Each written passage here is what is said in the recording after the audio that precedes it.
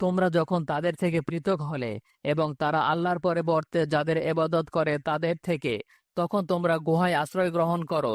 তোমাদের পালনকর্তা তোমাদের জন্য দয়া বিস্তার করবেন এবং তিনি তোমাদের জন্য তোমাদের কাজকর্মকে ফলপ্রসূ করার ব্যবস্থা করবেন। তুমি সূর্যকে দেখবে যখন উদিত হয়, তাদের গুহা থেকে পাশ কেটে ডান দিকে চলে যায়, এবং যখন অস্ত যায় তাদের থেকে পাশ কেটে বাম দিকে চলে যায়। অথচ তারা গুহার প্রশস্ত চত্বরে অবস্থিত। এটা আল্লাহর নিদর্শনাবলীর অন্যতম।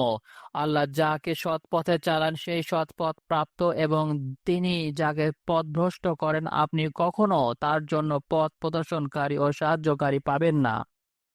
তুমি মনে করবে তারা জাগ্রত, অথচ তারা নিদ্রিত।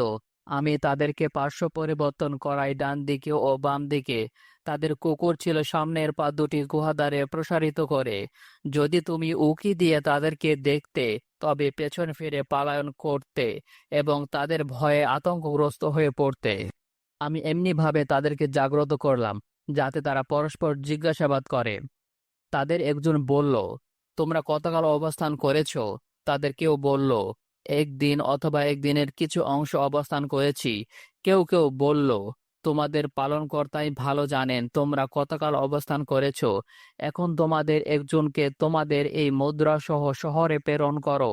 সে যেন দেখে কোনো খাদ্য পবিত্র, অতঃপর তা থেকে যেন কিছু খাদ্য নিয়ে আসে তোমাদের জন্য।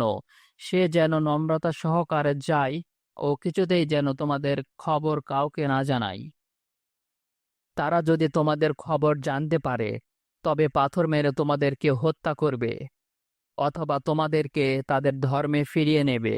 তাহলে তোমরা কখনোই সাফল্য লাভ করবে না।